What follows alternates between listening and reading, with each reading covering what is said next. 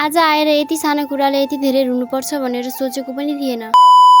Hello and नमस्ते साथीहरू, सबैजना सन्चै हुनुहुन्छ होला अनि म पनि सन्चै र आरामै नै छु। आज पनि आइसकेको छु हजुर सामु नयाँ मिनी ब्लग लिएर। आज चाहिँ म बिहानदेखि बेलुकासम्म के गर्छु भनेर हजुरहरूलाई देखाउँछु। म चाहिँ बिहानै उठेर ब्रस गरेर अनि मुख धोएर फ्रेस भइहाल्छु।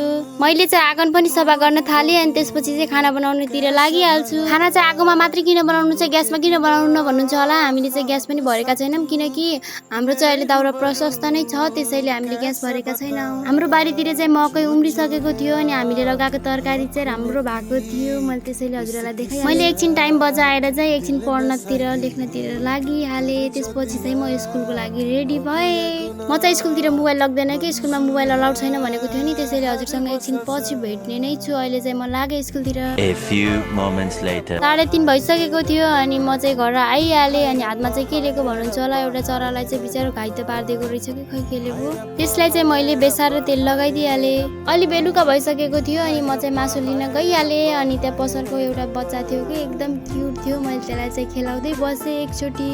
मैले चाहिँ मासु ल्याएर घरतिर आइहालेँ साथीहरू। आज चाहिँ मेरो सानो कुरामै किन आँखाबाट आँसु आयो भन्दाखेरिमा कुरामा चाहिँ होइन, आज कटिङ गर्दा चाहिँ आँसु आयो प्याज काट्दा।